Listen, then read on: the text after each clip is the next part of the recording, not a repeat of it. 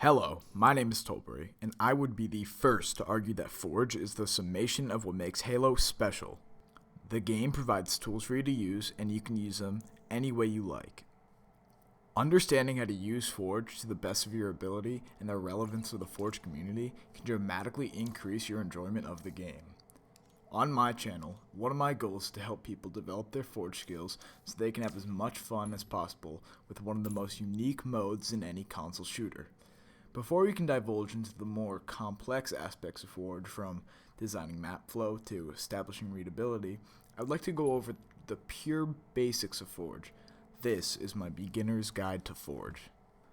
Just one quick note before we begin. This is my first video, and at the end of the video I have a quick message about my channel, so I encourage you to wait around for an extra minute or two if you like what you see.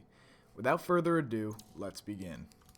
Due to the introduction of a brand new control scheme in Halo 5's Forge, both beginner and expert Forgers will have to adapt to a new set of controls.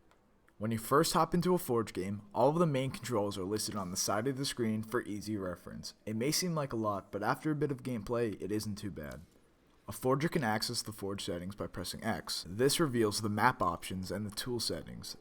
The map options include options for the theme of the skybox, which changes time, visual filters, and fog, both near and far, which can be increased, decreased, and even change color. The map options also include different settings for cloud shadows, wind, and decorations on the canvas.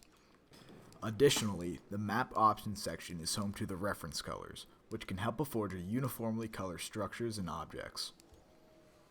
To continue, the tool settings section contains some very helpful options. The first of these tools is the magnet option. Magnets are extremely useful tools as they help forgers line up blocks perfectly through the use of common snapping points, as shown here.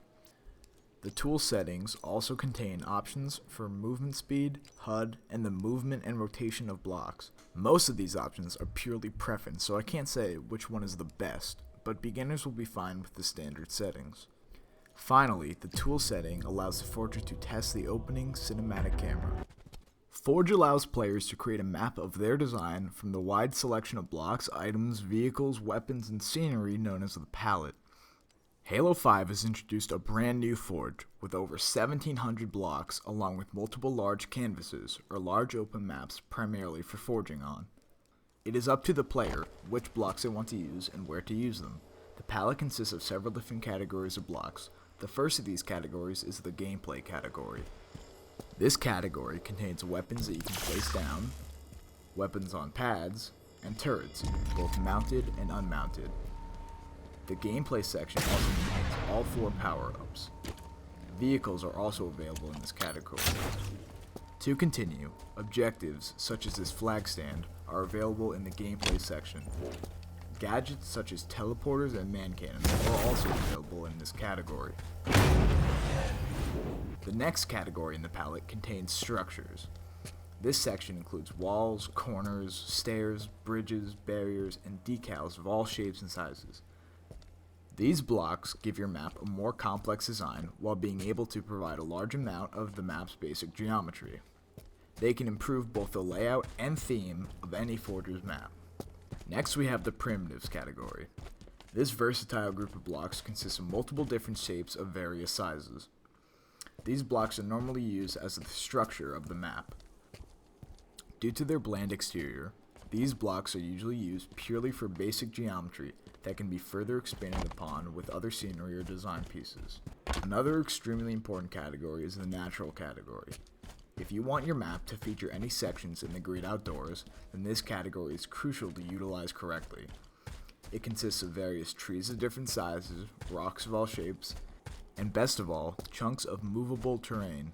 These extremely versatile terrain pieces can be used to sculpt any natural formation beautifully, and thanks to Halo 5's new feature of projected terrain, the pieces blend in with the terrain to make it look seamless and clean. Clever use of this category can improve a map's geometry, setting, and mood. The prop section of the palette delivers an incredible amount of objects to decorate your map with. This category includes non-drivable cars, crates, barricades, street cones, and much, much more that you can experiment with.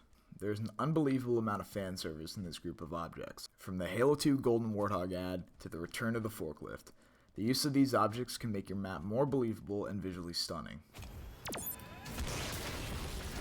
One of the most unique sections of the palette is the Breakout section. Fans of Halo 5's new Breakout game type will love to see the pieces from the Breakout maps included in the standard Forge palette. These pieces are incredibly unique in design and even feature the touchpad ground that tracks your footsteps. I personally can't wait to see how the community incorporates these blocks into their maps. Finally, the Extras category is one of the craziest new additions to Halo 5's Forge. It includes so many effects, from sparks to blazing fires to thick smoke. It provides so many opportunities to give your map a unique feel, but that's for another video. Machinima creators will also be happy to see the return of the Chroma Screen, which is essentially a green screen that can change its color. Knowledge! So what I have here is a quick little build featuring basic aspects of the palette. This house contains primitives and structure items, and I sculpted some terrain with the natural category. It's fairly crude, but it's just supposed to give a basic image of how these blocks look together. Alright guys, that wraps up my beginner's guide to Forge. I hope you found this useful, so if you did, go ahead and leave a like. It lets me know I did something right. And if you didn't, feel free to comment on what I did wrong, and I will work to improve. Now, as I said in the beginning of the video, I have a short message about my channel, so I hope you stay for just a minute or so longer. So, basically, I've been wanting to start my own channel for a while, but I never really got around to doing it.